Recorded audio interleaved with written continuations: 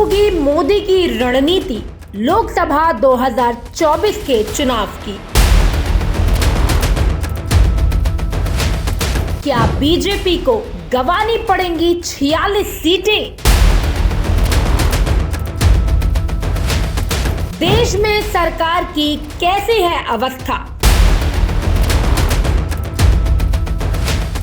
नव वर्ष 2024 में प्रवेश के साथ ही भाजपा ने अब की बार 400 पार तीसरी बार मोदी सरकार का नारा बुलंद किया। तो फरवरी 2024 के प्रथम सप्ताह में राष्ट्रपति के अभिभाषण का जवाब देते हुए प्रधानमंत्री नरेंद्र मोदी ने भाजपा के लक्ष्य को थोड़ा नीचे यानी 370 पर खिसकाया, लेकिन राज्य के लिए 400 सीट पर अड़े रह गए। हालांकि संसद में मंच दलीय प्रचार प्रसार का तो होता ही रही। अब मोदी ने भाजपा और राजग का लक्ष्य निर्धारित कर दिया तो गोदी मीडिया का टास्क भी भारी हो गया है। उसे मोदी के कथन को सही स्थापित करना था। प्रिंट मीडिया में भी मोदी के दावे को सही साबित करने की होड़ लगी। आइए इस वीडियो की शुरुआत करते हैं विस्तार से, लेकिन उसके पहले मैं आपको अपना परिचय दे दूं। नमस्कार, मैं हूं प्रियांशी और आप देख रहे हैं GBN 24। बुद्धिजीवियों ने संख्या 370 से मोदी के नैसर्गिक आत्मीयता पर वीडियो तैयार किया और YouTube पर अपलोड कर दिया, जिसके तहत मोदी ने संविधान की धारा 370 निरस्त की। बुद्धिजीवियों का दूसरा खेमा ये विश्लेषण करने में जुटा है कि अगर आम चुनाव 2024 में भाजपा को 370 सीटें आ गई तो मोदी 2/3 बहुमत से वर्तमान संविधान को कूड़ेदान में फेंककर एक नया संविधान ही लागू कर देंगे, जो वो अपने दूसरे कार्यकाल में नहीं कर पाए। उससे भी काबिल पत्रकार और बुद्धिजीवियों का तबका, जो खुद को मोदी विरोधी साबित करके कांग्रेस से कुछ पाने में जुटा रहता है, वो यह स्थापित करने में जुट गया कि मोदी का दावा झूठा है कि भाजपा को 370 सीटें आने से रही। वो विपक्ष को ये बताने में सक्षम ही नहीं था कि इस बार भाजपा को बहुमत पाने से रोकने के लिए विपक्ष क्या करे। थोड़े से बुद्धिजीवियों का विश्लेषण रहा है कि मोदी बड़बोले हैं। उन्होंने अपने कार्यकर्ताओं का मनोबल ऊंचा रखने के लिए और विपक्ष पर एक मनोवैज्ञानिक बढ़त बनाए रखने के लिए दावा जरूर किया है, लेकिन इसे गंभीरता से नहीं लिया जाना चाहिए। लेकिन बुद्धिजीवियों का वर्ग खुलकर विश्लेषण नहीं कर पा रहा है कि मोदी अपने किसी भी दावे को पूरा करने में विफल रहे हैं। महंगाई चरम पर है, बेरोजगारी उत्तम चरम पर है। नोटबंदी इस देश के लिए एक भयानक दुख स्वप्न साबित हुआ है। संविधान की धारा 370 को समाप्त करने के लिए जो कारण बताए गए वो कोई पूरे नहीं हुए। न खाऊंगा न खाने दूंगा और मैं भी चौकीदार का नारा लगाने वाले मोदी, जिस अजीत पवार पर 70,000 करोड़ के घोटाले का आरोप लगाते हैं, एनसीपी को नेचुरली करप्ट पार्टी घोषित करते हैं, उसी अजीत पवार को महाराष्ट्र का उप मुख्यमंत्री बना देते हैं। इलेक्टोरल बॉन्ड के जरिए भ्रष्टाचार के लिए संवैधानिक तरीके ढूंढे गए। ईडी, सीबीआई, इनकम टैक्स का डर दिखाकर वसूली की गई। चंडीगढ़ में राजनीतिक भ्रष्टाचार की निकृष्टतम मिसाल कायम की गई। मुंबई महानगर पालिका में हार के डर से वहां चुनाव टाले गए। विपक्षी दलों की सरकारों को गिराया गया। राजभवनों में राजनीतिक गतिविधियां संचालित की गई। रीढ़ विहीन कार्यपालिका से मनमाने कार्य करवाए गए। विधानसभा, विधान परिषद, लोकसभा, राज्यसभा से असंदर्भित बहसें हुई। विपक्षी सांसदों को निष्कासित किया गया। सुप्रीम कोर्ट के आदेश के खिलाफ चोर दरवाजे से कानून पारित कराए गए। मीडिया का दुरुपयोग करके सांप्रदायिक उन्माद फैलाने का कार्य किया गया। सरकारी प्रचार संसाधनों का भी दुरुपयोग किया गया, सिर्फ मोदी के व्यक्तिगत छवि बनाने और चमकाने के लिए। चीन ने भारत सीमा पर आक्रमण किया, आदि आदि आदि। अगर हम पहले के चुनाव परिणाम को देखें तो प्रिंट मीडिया और इलेक्ट्रॉनिक मीडिया ने भी सही परिणाम की सुचारू सच्चाई रूप से दिखाने से परहेज किया है। 2019 के आम चुनाव की बात करें तो 10 राज्य ऐसे हैं जिनमें बीजेपी के दूर दूर तक कहीं आने की संभावनाएं नहीं दिखाई दी थी, जिसमें तमिलनाडु, आंध्र प्रदेश, केरल, मेघालय, मिजोरम, सिक्किम, पुडुचेरी, लक्षद्वीप, अंडमान निकोबार द्वीप समूह, दादरा नगर हवेली शामिल है। और अगर इस बार के लोकसभा बात करें तो अभी भी ऐसे राज्य हैं जहां पर बीजेपी का आना नामुमकिन सा लगता है, जिसमें चंडीगढ़, लद्दाख, मणिपुर जैसे राज्य आते हैं। बिहार में 2020 में विधानसभा चुनाव हुए थे और जिसके बाद राज्य में गठबंधन हुआ था, लेकिन राजग और महागठबंधन में कुल वोटों का अंतर महज 0.03% के अथवा 1 लाख से कम वोटों का था। बिहार में बीजेपी की सरकार कभी नहीं बनी थी, लेकिन उसके बावजूद भी नीतीश कुमार ने एक ही विधानसभा के कार्यकाल में 3 बार मुख्यमंत्री पद की शपथ लेकर अपनी राजनीतिक विश्वसनीयता खत्म कर दी। 2 मार्च 2024 को नरेंद्र मोदी ने बिहार के औरंगाबाद और बेगूसराय में 2 रैलियां की। इसके ठीक अगले ही दिन यानी 3 मार्च 2024 को गांधी मैदान पटना में इंडिया गठबंधन ने ऐतिहासिक जन विश्वास रैली की। जन विश्वास रैली के सामने मोदी की रैली कहीं नहीं ठहरती। परिवारवाद के मुद्दे पर मोदी के आरोपों का लालू प्रसाद ने जो करारा जवाब दिया है, जिसका बीजेपी पलटवार ढूंढ ही नहीं पा रही थी। यही नहीं, सनातनी परंपरा के विरुद्ध मोदी के आचरण पर जो टिप्पणी लालू प्रसाद यादव ने की है, उसने हिंदू हृदय सम्राट होने के मोदी के दावे की हवा निकाल दी है। आगामी आम चुनाव में इंडिया गठबंधन के मुसलमान, दलित और पिछड़ा की गोलबंदी का जवाब राजग के पास नहीं है। राजग और भाजपा अपनी आधी सीटें बचा पाने की स्थिति में नहीं है। बिहार में भाजपा को 10 और राजग में 20 सीटें आती नहीं दिख रही हैं। झारखंड में पहली बार भाजपा की स्थिति अत्यंत ही दयनीय दिखाई दे रही है। 2015 से 2020 तक मुख्यमंत्री रहे रघुवर दास अपनी ही विधानसभा क्षेत्र में अपनी ही पार्टी में रहे और निर्दलीय प्रत्याशी के तौर पर लड़ रहे सरयू राय से चुनाव हार गए। वर्तमान प्रदेश अध्यक्ष बाबूलाल मरांडी ने बीजेपी से बाहर जाकर झारखंड किसान मोर्चा के नाम से राजनीतिक दल भी बनाया। पिछले आम चुनाव 2019 में वो कोडरमा संसदीय क्षेत्र में भाजपा की अन्नपूर्णा देवी से लाखों वोट से हार गए। वर्षों राजनीतिक वजूद स्थापित करने की कोशिश कर रहे और हार कर भाजपा में लौट आए।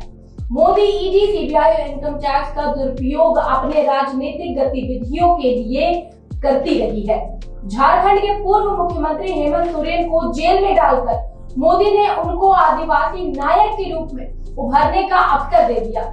आज हेमंत का राजनीतिक प्रभाव अखिल भारतीय स्तर पर अनुसूचित जनजाति के लिए आरक्षित सभी 47 सीटों पर स्पष्ट महसूस किया जा सकता है।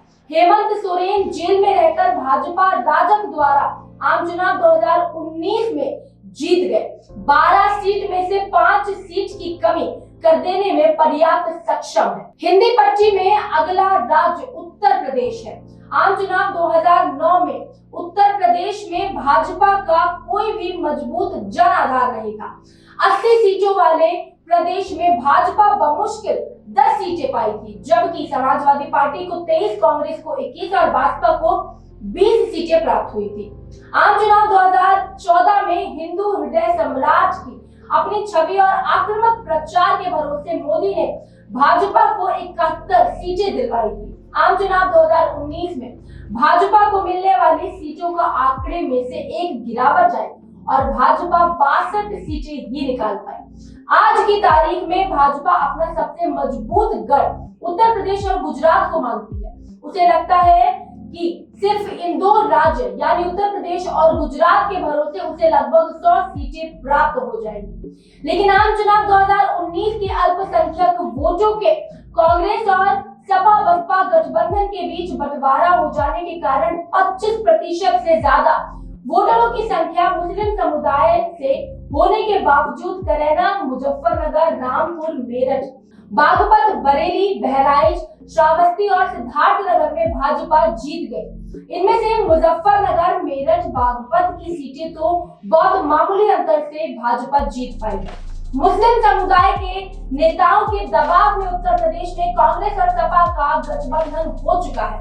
आबादी के 25% से ज्यादा मुस्लिम समुदाय वाले 14 संसदीय क्षेत्रों में सहारनपुर, कैराना, मुजफ्फरनगर, बिजनौर, मुरादाबाद, रामपुर, संभल, अमरोहा, मेरठ, बागपत, बरेली, बहराइच, श्रावस्ती, सिद्धार्थनगर में भाजपा के जीतने की कोई भी संभावना नहीं दिखाई दे रही है।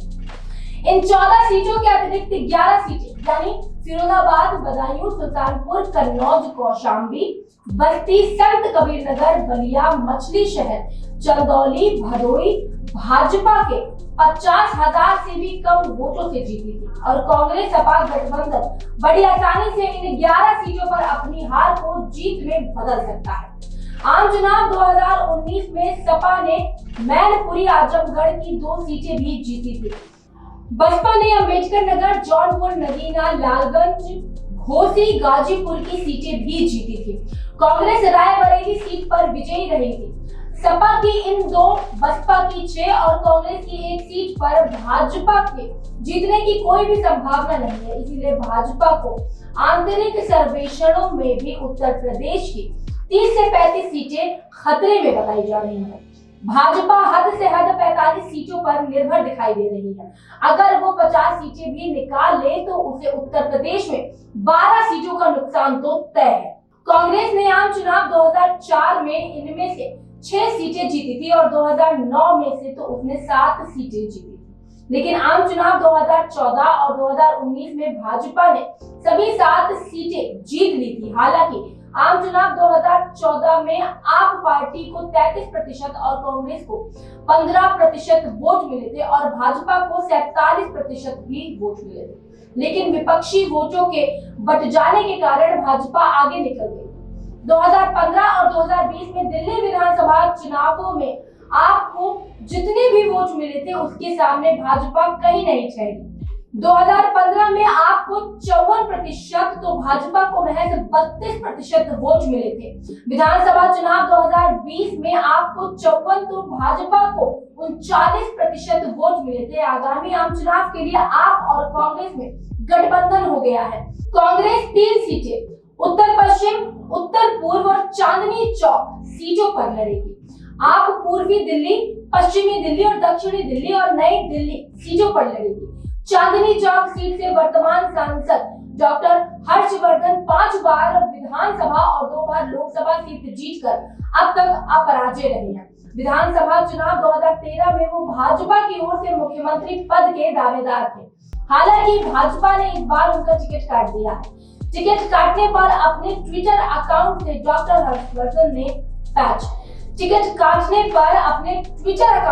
डॉक्टर हर्षवर्धन ने भावुक कर देने वाला जो बयान जारी किया है उससे भाजपा की राजनीतिक संभावनाओं को कम कर दिया है। राजनीतिक अनुमान है कि चांदनी चौक, नई दिल्ली, पूर्वी दिल्ली और उत्तर पूर्वी दिल्ली यानी कि 4 सीटों पर भाजपा को शिकस्त मिलेगी। छत्तीसगढ़ में 11 संसदीय क्षेत्र हैं जिसमें भाजपा की 9 सीटें हैं। विधानसभा चुनाव 2023 में 3 लोकसभा क्षेत्रों में कांग्रेस को बढ़त मिली है। रिपोर्ट्स की माने तो इस प्रदेश में भाजपा को कम से कम 1 सीट का नुकसान तो उठाना ही पड़ेगा। आम चुनाव 2019 में मध्य प्रदेश में कांग्रेस सिर्फ 1 सीट छिंदवाड़ा की ही जीत पाई थी, जहां से कांग्रेस के कमलनाथ के पुत्र नकुलनाथ विजयी हुए थे। मध्य प्रदेश की बाकी 28 सीटें भाजपा और उसके सहयोगी खो गई थी। विधानसभा चुनाव 2018 में कांग्रेस को सत्ता मिली थी जिसमें कमलनाथ मुख्यमंत्री बने थे, लेकिन वो इतने अपरिपक्व साबित हुए कि भाजपा ने चोर दरवाजे से मुख्यमंत्री की कुर्सी को हथिया लिया। फिर भी कांग्रेस का नेतृत्व कमलनाथ के पास ही रहा। इतने नाकारा कमलनाथ को दल बदल करवा कर भाजपा में शामिल करने की भाजपा की कवायद से स्पष्ट होता है कि भाजपा हार के अंदेशे से आतंकित है। विधानसभा चुनाव 2023 में 5 संसदीय क्षेत्र में भाजपा कांग्रेस से पिछड़ गई। अगर भाजपा 5 संसदीय क्षेत्र में चुनाव हारती है तो मध्य प्रदेश में उसे 4 सीटों का नुकसान संभावित है। आम चुनाव 2019 में भाजपा ने राजस्थान में भी 25 सीटें जीत ली थी। विधानसभा चुनाव 2023 में अशोक गहलोत की लोकप्रियता सरकार चुनाव जीत पाने में विफल रही। भाजपा वापस सत्ता में लौटी, लेकिन 11 संसदीय क्षेत्रों में भाजपा पिछड़ती दिखाई दी और बहुत संभव है कि आम चुनाव 2024 में भाजपा को राजस्थान में 10 सीटों का नुकसान हो सकता है।